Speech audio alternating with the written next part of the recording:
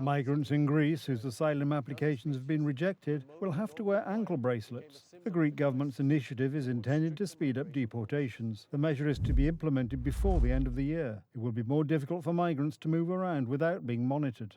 The use of electronic monitoring will clearly show that the options have been narrowed down. The government is also considering a deportation bonus of €2,000 for those who voluntarily comply with their deportation order. Our position is clear. Anyone who enters our country illegally must be detained until they are removed. According to Greek authorities, more than 7,300 migrants have arrived in Crete and Gavdos alone since the beginning of the year. That is nearly 2,500 more than all of last year. Greece is under huge pressure from the sheer number of illegal migrants, and crime rates have reached alarming levels. Even if new arrivals were somehow reduced, that alone would not solve the crisis. It is about the safety of our citizens, the stability of our communities, and the rule of law of our nation. The situation is also worsening in other European Union countries. The situation in Spain is spiraling out of control. Illegal migrants are arriving en masse along the entire coastline, along the coast of Andalusia, the Canary Islands and the Balearic Islands. All refugee camps are overcrowded. There is no capacity to accept new people, and they keep coming because they are incentivized to do so. The people of the Iberian Peninsula are increasingly opposed to the influx of illegal migrants. Everyday life is subject to the whims of violent foreigners who are hostile to Spanish, European and Western culture. Crime rates are rising, which is also a direct result of this invasion. Europeans, Spaniards, French, Germans do not feel safe. Day by day they feel more and more alienated in their own homes, in their own villages, in their own cities. Brussels is still dealing with the fallout of the catastrophic open-door policy initiated by Angela Merkel and is spreading the responsibility for the crisis caused by the flood of illegal migrants across all member states. Today, almost three-quarters of sub-Saharan Africa, that is over 1 billion people, wants to move to Europe. If we don't defend ourselves, they will simply flood us. We will be flooded by a wave of migrants. If today any of the ministers in the European Union are talking about ideas for deportation, then it is long overdue. We need to be deporting all of these illegal migrants. Meanwhile, illegal migrants are still trying to cross the border from Belarus. Controls have been reinstated on Poland's western border, and ministers are visiting the region, yet Germany continues to smuggle unwanted migrants across the border into Poland. Illegal migrants from Germany are still pouring into Szczecin, and the Polish border guard continues to serve as a taxi service. Poland's low crime rate compared to its western neighbours was, and still is, a point of national pride. However, even that can change with enough mass immigration. The office of the President of Poland has its hands full. There are only 3 weeks left until President Karol Nawrocki's historic visit to the United States. The issue of Poland's security is an absolute priority. There are about 10,000 American soldiers stationed in our country.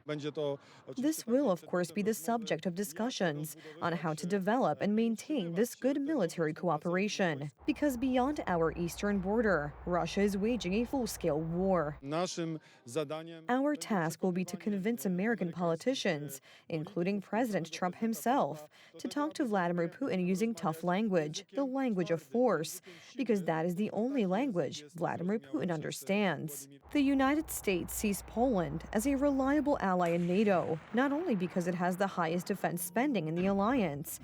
President Karol Nawrocki has a very good relationship with President Donald Trump.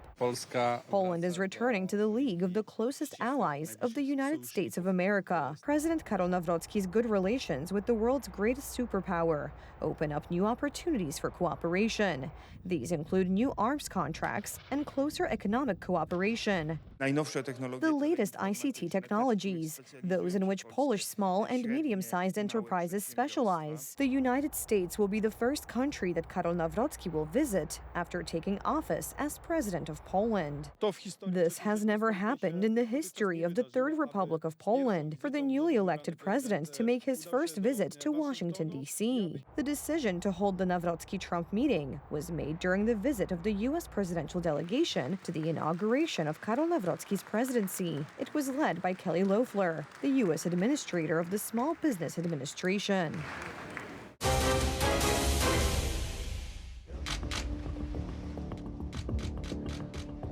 days before the summit in Alaska, Donald Trump is making his position clear. He assures that it will take him mere minutes to work out what Putin is thinking. Well, we're going to have a meeting with Vladimir Putin, and at the end of that meeting, probably in the first 2 minutes, I'll know exactly whether or not a deal can be made. Because that's what I do, I make deals. Peace in Ukraine must be achieved, and at stake are the lives of innocent people who are shelled every day by the Kremlin's army. But this is to end, and Donald Trump is setting the terms. The cards are in the hands of the strongest, and the strongest in this game is Donald Trump, both economically and militarily. Donald Trump has the aces up his sleeve here, and he will be the one to make an offer to Putin. I personally believe that Putin will accept it. Of course, it won't be so smooth and beautiful. There will be some problems, and there will certainly be violations of this truce. But the main trend will be maintained, meaning that Russia will not push further toward Western Ukraine. In Alaska, final preparations are underway for Friday's meeting between Trump and Putin. It is in Anchorage, the largest city in Alaska, that the fate of this war will be decided. We're going to see what he has in mind, and if it's a fair deal, I'll reveal it to the European Union leaders and to the NATO leaders, and also to President Zelensky. I think out of respect, I'll call him first, and then I'll call them after. And I may say, lots of luck, keep fighting, or I may say we can make a deal. The events in Alaska will be watched not only by Kyiv, but also by Berlin and Paris. Brussels sent a statement signed by 26 EU member states to Washington. The EU welcomes Donald Trump's measures, but also fears that the American president will do what Europe's leaders have failed to achieve. Ukrainians must have the freedom to decide their own future, and a diplomatic solution must protect the interests of Ukraine and Europe. And it is precisely the interests of Europe, above all Berlin and Paris, that are at stake here. EU institutions want to take over more powers from national governments, which is a way of legitimizing the federalization of the European Union.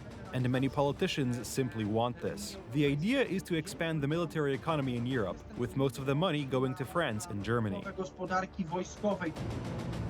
Berlin wants to push American troops out of Europe to save the failing Bundeswehr, a move that will certainly not prevent any potential future Russian aggression. Especially since, as the president of Ukraine warns, Russia is already moving troops and equipment to Belarus. Officially, this is due to the Russian-Belarusian military exercises titled Zapad, but Kyiv suspects that these are preparations for an attack from Belarus. We see and understand this threat, and I think our partners see it too. Russia is not seeking peace. None of its actions are moving in that direction. That is why strength and decisive action are needed, first and foremost from the United States, but also from Europe and the world. Trump will indeed negotiate with Putin, albeit from a position of strength. Just before the meeting, he effectively took Central Asia away from Putin by negotiating peace between Armenia and Azerbaijan, former Soviet republics over which Russia still claims influence. We also know that he imposed serious sanctions on India for importing Russian oil, thus giving Putin a cash injection, so he was preparing the ground. If anyone can stop Putin's imperial ambitions, it is Donald Trump, and the meeting in Alaska could prove to be a turning point.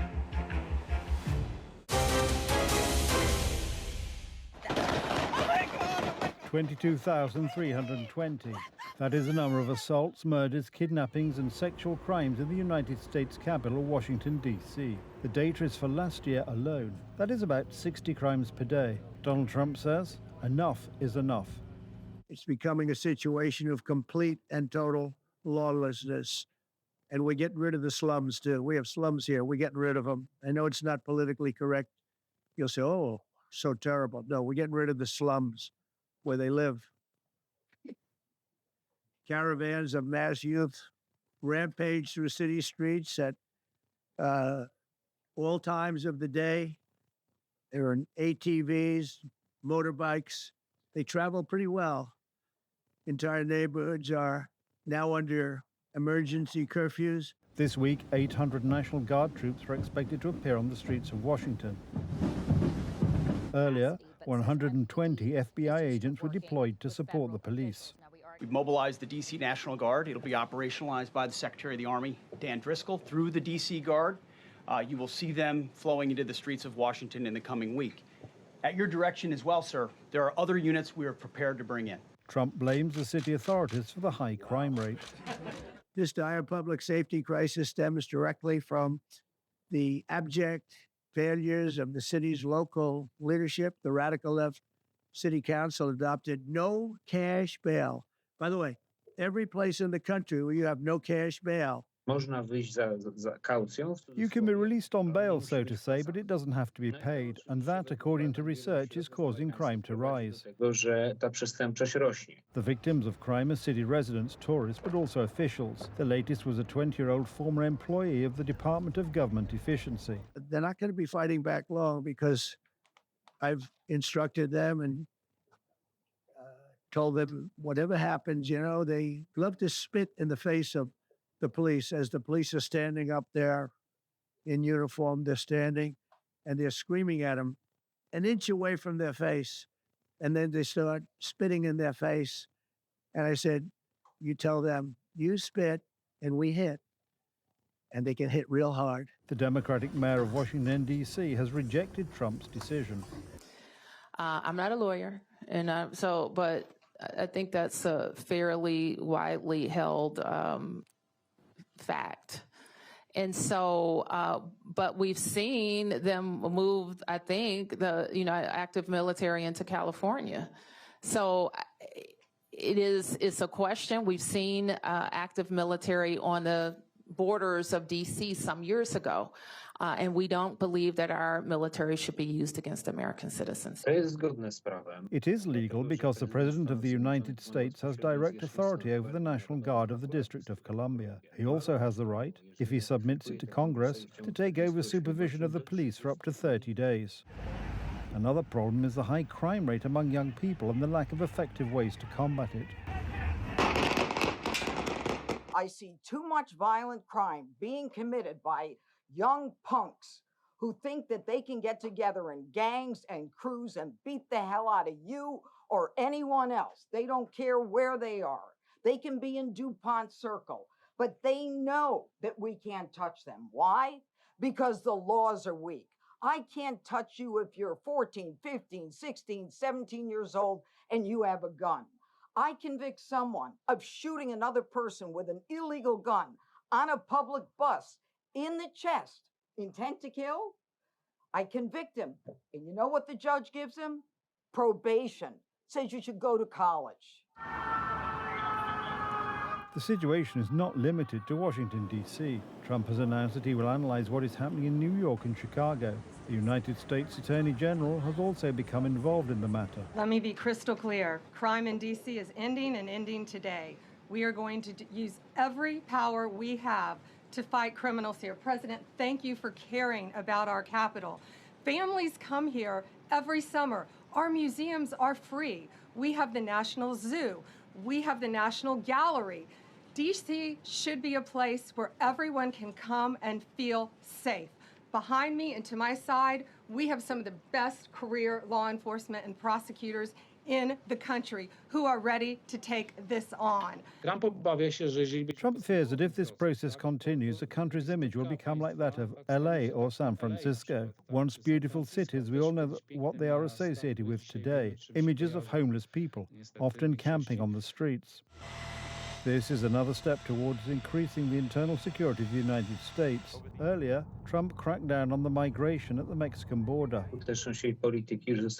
effectiveness of this policy has been proven in practice. After 6 months of Donald Trump's rule, we have practically eliminated illegal crossings of the US-Mexican border. In June this year, they were literally zero. Trump is once again taking action despite few protests. 70% of Washington residents believe that the authorities should take more decisive action to improve the situation.